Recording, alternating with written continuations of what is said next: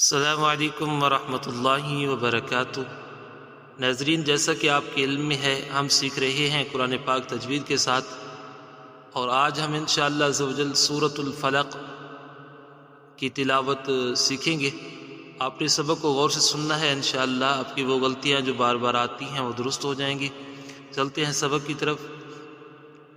اعوذ باللہ من الشیطان الرجیم، بسم اللہ الرحمن الرحیم۔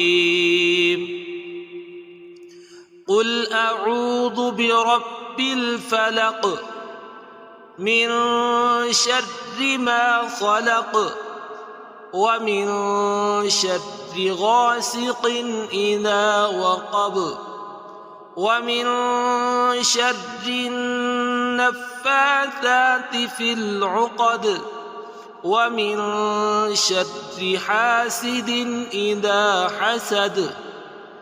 ناظرین، اس صورت کے اندر تقریباً ہر آیت کے آخر میں قاف ہے، اور قاف حروف مستعلیہ میں سے ہے، اور یہ حروف قلقلہ میں سے بھی ہے، اور جہاں پر دال ہے یا با ہے تو یہ بھی حروف قلقلہ میں سے بھی ہیں۔ تو ان پر آخر میں قلقلہ ساکن جس طرح قلقلہ ہوتا ہے اس طرح قلقلہ کرنا ہے، جیسا کہ قل اعوذ برب الفلق۔ فلق قلقلہ کے معنی یہ ہوتے ہیں کہ آواز لوٹتی ہوئی محسوس ہو، اور اسی طرح جہاں پر غنہ ہے وہاں پر غنہ بھی کرنا ہے۔ اگر آپ ہمارے چینل پر نئے ہیں تو اس کو سبسکرائب کریں تاکہ ہماری ہر آنے والی ویڈیو آپ تک بآسانی پہنچ سکے۔ اس سبق کو یا ان صورتوں کو شروع کرنے کا مقصد یہی تھا کہ کیونکہ اکثر یہ نماز میں پڑھی جاتی ہیں، اور سوچا کہ یہی ہماری درست ہونی چاہیے تاکہ ہماری نماز بھی درست ہو سکے۔